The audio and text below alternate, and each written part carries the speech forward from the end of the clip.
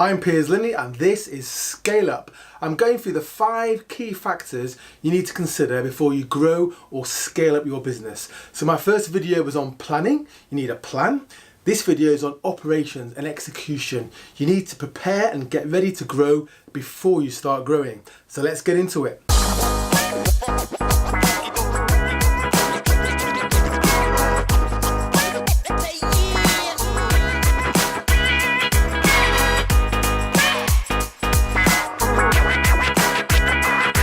So number 2 on my list of the 5 key factors to scale up your business is operations, and also this is execution. If that sounds of interest, please subscribe and hit that like button.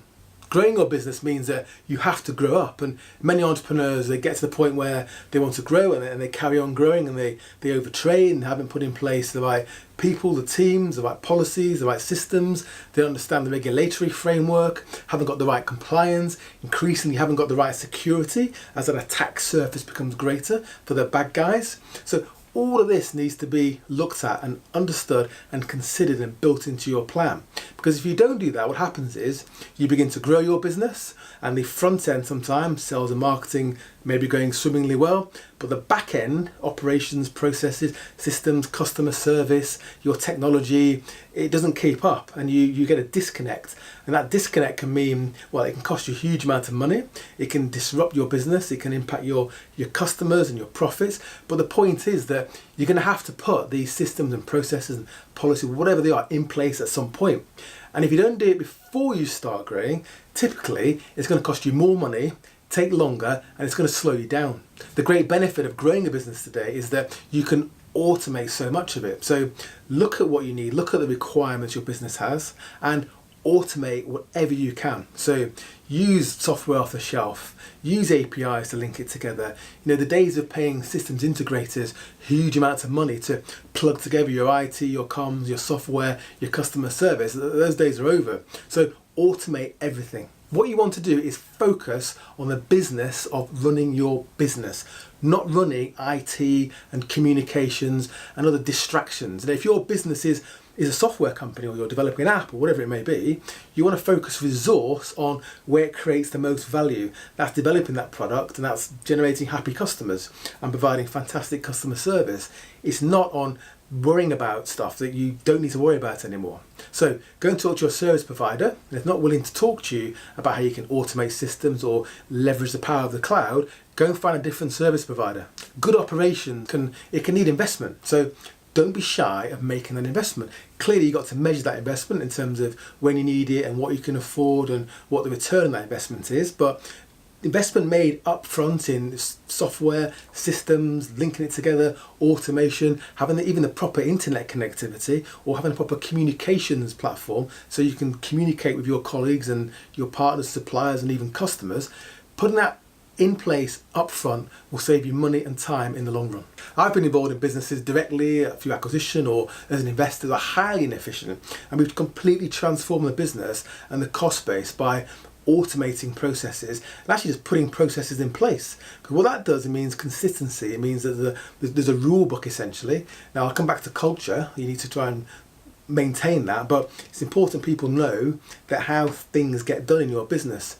I had one business that I was involved in where I did a floor walk, I met the customer complaints manager, which is not ideal, but I knew we had a problem when I met his boss, the head of customer complaints. Now, within a year, those roles didn't exist because what we had done is put customer service online, so there's fewer complaints, customers could look after their own service essentially, and then when they did want to talk to us, we put it through a CRM system, and then what was escalated to the right people at the right time, but typically much fewer issues came through the system. Also, when you're thinking of growing your business and you're putting in place your process in the systems, is think about being agile. Don't just lock things in and create fixed costs and a sort of a behemoth that you can't move in the future. Markets move quickly, your business may need to move quickly in ways you don't fully understand today. So create an agile platform, make sure that your business is structured so that it can change with the times and even pivot if you're a young business. Make sure you've got a fast, secure network. Networks are, and access to the internet is the lifeblood, it's the oxygen of businesses these days. So make sure that you can move ideas around, people can collaborate, people can communicate, that your data is safe. And that's an important point. Increasingly, as we become more interconnected, the attack surface for the bad guys is becoming bigger.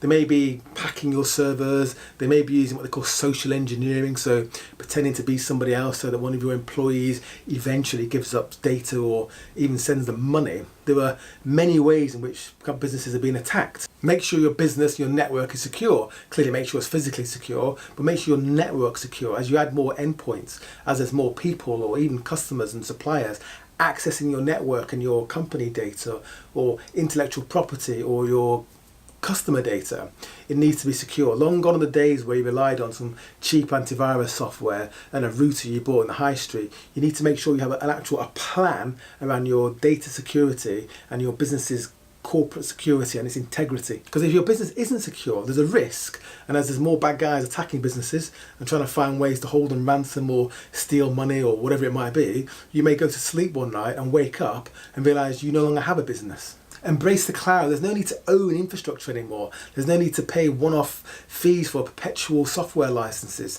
There's no need to own anything almost. So what you want to do as a business as you grow, because that's about risk management, is try and avoid fixed costs. Try and avoid buying things that you can't get rid of if you need to, or that they can't breathe with the size of the business or the number of employees you've got. So try and turn or avoid fixed costs, have as many variable costs as possible. If all of your IT and communications is based on a per user license, then that can breathe your business like an accordion. The cloud levels the playing field. It offers every company, whether you're a startup or quite a large business, you can access the same applications, infrastructure, communications, and even networking that large, huge enterprises benefit from. It means that the competitive advantage that large enterprises used to have no longer exists. But what's interesting is the large companies, they spend more per head on technology than small companies do, the ones that are trying to disrupt them. So why is that? And that's because large companies pay people a reasonable amount of money who know what they're doing to make decisions about procuring IT and communications and networks, and the decision they tend to make is to embrace the cloud. Whereas in a small company where you don't have those people and you're busy putting out fires and trying to build your business, you potentially don't make the right decisions. One issue is that your incumbent supplier may not be set up to sell cloud solutions or doesn't make enough money out of it, so they'll tend to sell you what they already sell. And my point is this, and I'll say it again, if your suppliers are not helping you to embrace new technology and the power of the cloud, change your supplier. Now I can hear you thinking, I've got to put in place all these policies and it's boring. Yes, it is boring to some extent, but you have to do it. And you don't have to change your culture if you think that policies and systems and processes are going to sort of have a negative impact on your corporate culture. What you need to remember is that your culture needs to grow up with the business. And for example, security is as much about culture and it is about soft working or network security. You can have all of that, but if one of your employees leave an important piece of information, digital or otherwise, on a train, you've got a problem. Operational effectiveness is cultural. Cost efficiency is cultural. Your culture has to absorb this without hopefully changing the overall culture to grow efficiently. And in many ways, your culture will benefit because what people can do is focus on the mission rather than worrying about a data breach or how they get something through the commercial team. You don't want that operational friction. You want people to be clear about how your business operates, how the machine works, so they can focus on the mission and focus on the end game. What you want to do is create a culture in which your team, they understand the plan. That was my first video. They understand that, but they understand how to execute that plan. And they understand where to go internally to get things done, and they understand what the policies are. They know the law, they know they're within it, and they don't step outside, because as you grow, your risk grows, but also your potential liability grows as well. And as you grow, your customers have higher expectations about the product or service, about your customer service or support. If you work with large corporates as a customer, supplier or partner, then I've had meetings with these kind of companies where there'll be me and one other in the meeting, and there'll be 10 to 20 of them in the meeting facing you, and all they want to do in terms of not losing their jobs is understand that your business can interface with theirs with the least risk to their particular role in that business. That's all they care about, and the job.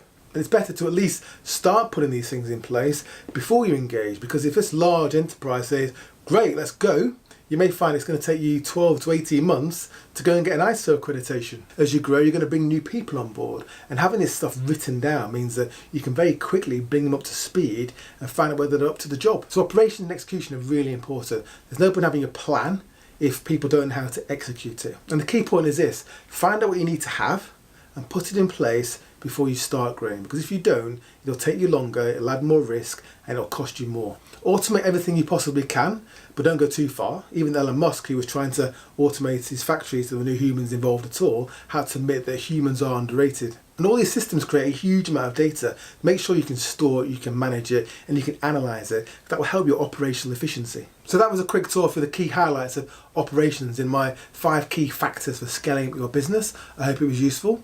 My third video is going to be on the big one, people.